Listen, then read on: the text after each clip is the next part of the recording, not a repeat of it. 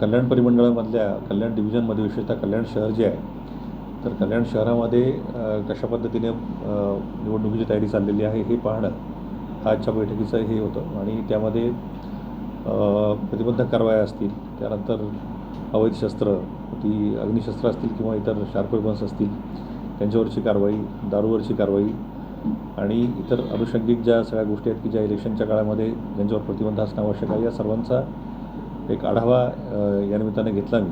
आणि त्यानंतर 20 तारखेला मतदान आहे, तर 20 तारखेचं मतदान त्या दिवशी आपला कशा पद्धतीने बंदोबस्त असला पाहिजे, कोणकोणत्या ठिकाणी बंदोबस्त असला पाहिजे, याचं नियोजन त्यांचं काय आहे याच्याबद्दलचा आढावा घेतला. आणि एकंदरीत मला असं वाटतं की कल्याणची चांगली तयारी झालेली आहे आणि त्यामुळं मी इथली निवडणूक ही शांतपणे पार पडली असा मला पूर्ण विश्वास आहे. आणि या निमित्तानं मी एक आवाहन देखील सर्वांना करू इच्छितो की मतदान करणं हे आपलं नुसतं कर्तव्य नाही, तर आपला हा पवित्र हक्क देखील आहे. त्यामुळं हा हक्क आपण सर्वांनी बजावला पाहिजे असं या निमित्तानं मी आवाहन करतो. आतापर्यंत एकूण 51 शस्त्र जप्त करण्यात आलेली आहेत. त्याच्यामध्ये 4 फायर आर्म्स आहेत आणि बाकी 47 आहेत ही इतर शस्त्र आहेत. म्हणजे त्या तलवारी असतील, चॉपर असतील, कुऱ्हाडी असतील, या टाईपची आहेत. प्रतिबंधक कारवाया एकूण 1500च्या आसपास लोकांवर आतापर्यंत घेतलेल्या आहेत आणि सुमारे 1200 कारवाया अजूनही पुढच्या 4-5 दिवसामध्ये आपण करणार आहोत. प्रत्येक पोलीस स्टेशनमध्ये जास्तीत जास्त संख्येने ड्रोन कॅमेरे म्हणजे ड्रोन कॅमेऱ्यांचा वापर आपण सुरू केलेला आहेच, पण तो वापर आपण आजपासून मोठ्या प्रमाणामध्ये वाढवणार आहोत. प्रत्येक पोलीस स्टेशनच्या हद्दीमध्ये वाढवणार आहोत. आणि याचा मुख्य उद्देश जो आहे हा ज्या काही हालचाली चाललेल्या आहेत त्या पुढच्या काळामध्ये काही तक्रारी येऊ शकतात, काही आचारसंहितेच्या उल्लंघनाचे प्रकार होऊ शकतात किंवा तसं काही करण्याचा प्रयत्न होईल, तर या सर्वांवर पूर्णपणे नजर असणं आणि मोठमोठे एरिया कव्हर करणं हा याच्यामागचा उद्देश आहे.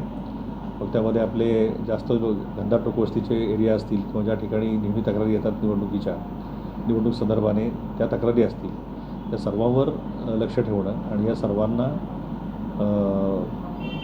लक्ष ठेवून त्यानंतर तात्काळ कारवाई करता यावं यासाठी ड्रोनचा आपण मोठ्या प्रमाणामध्ये वापर करणार आहोत. बंदोबस्तासाठी आपल्याकडे 4 CSFच्या कंपन्या आलेल्या आहेत.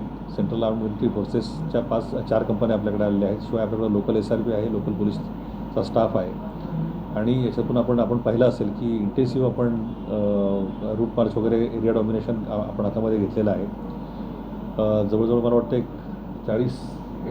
81 रूट मार्च आपण आतापर्यंत ऑर्गनाईज केलेले आहेत.